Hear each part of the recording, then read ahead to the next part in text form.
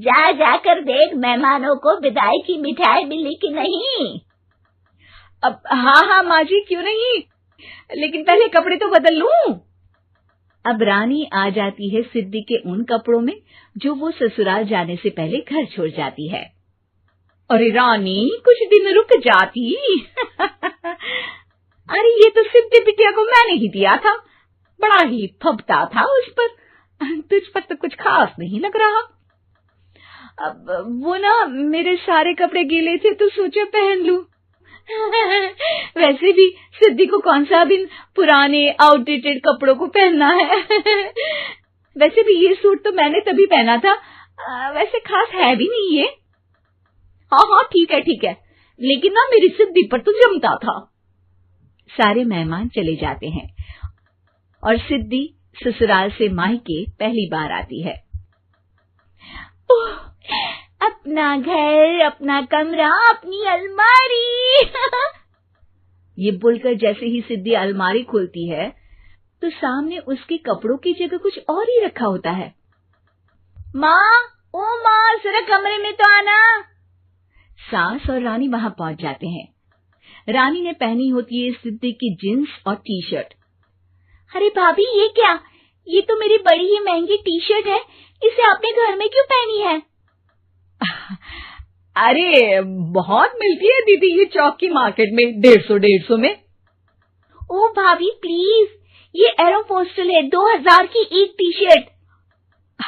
ओहो, 2000 में तो दीदी 4 साड़ी आ जाए। अब क्या बोलूं? भाभी, ये मेरी अलमारी में छोटू के कपड़े, तो मेरे कपड़े कहाँ हैं?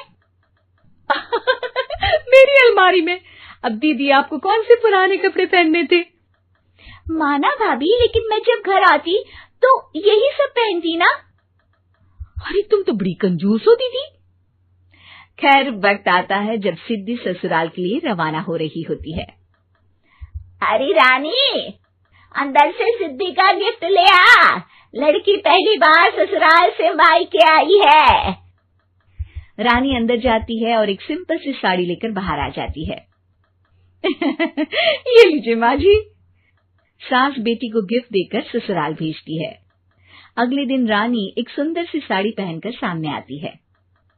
अरे रानी, ये तो वो साड़ी है जो मैंने सिद्धि को देने के लिए दी थी जब वो ससुराल ले जाती, लेकिन ये तूने कैसे पहन ली? अरे माँ जी, ये साड़ी तो मुझे बहुत पहले से ही पसंद थी, लेकिन चिंता ना करिए, मैंने सिद्धि के लिए भी अच्छी सी साड़ी दी है। हाँ। तभी सिद्धि का फोन आता है। क्या माँ, कुछ अच्छा तो दिया होता ससुराल ले जाने के लिए। अरे पहले दिखा दिया होता। ये चमकते हुए पैकेट में नौकरानी वाली साड़ी मत दिया करो माँ।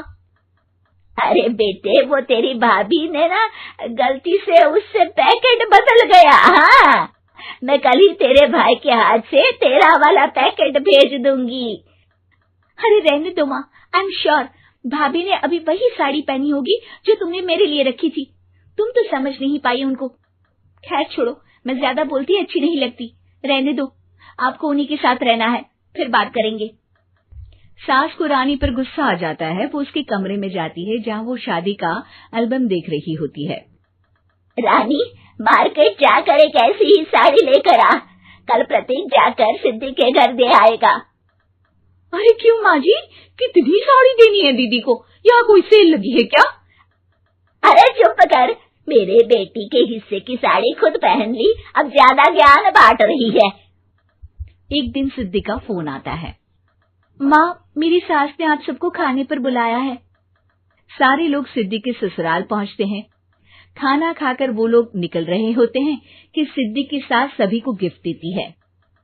अरे बहन जी, बेटी के घर का खाना खा लिया, यही बहुत है जो आप ऊपर से गिफ्ट भी दे रही है। अरे बहन जी, आप भी कहाँ इन बातों पर विश्वास कर रही हैं। सास सभी को गिफ्ट देती है, लेकिन रानी को जो साड़ी देती है वो अजीब सी हरे रंग की, लाल रंग की बड़ी छाप वाली होती है। अरे छी, ये कौन पहनेगा? सासू माँ को तो जरी वाली इतनी सुंदर, और मेरे लिए ये नौकरानी वाली। अरे भाभी, दरअसल मैं जब भी घर आती थी आप वापसी में ऐसी ही साड़ी देती थी ना, तो माँ ने सोचा कि आपको आपकी पसंद की ही साड़ी क्यों ना दी जाए। बेचारी रानी, बोलती भी तो क्या। सिद्धि और सास रानी का चेहरा देखकर हंसने लगती है, तो रानी समझ जाती है कि अपने ही बिछाए जाल में वो फंस चुकी है।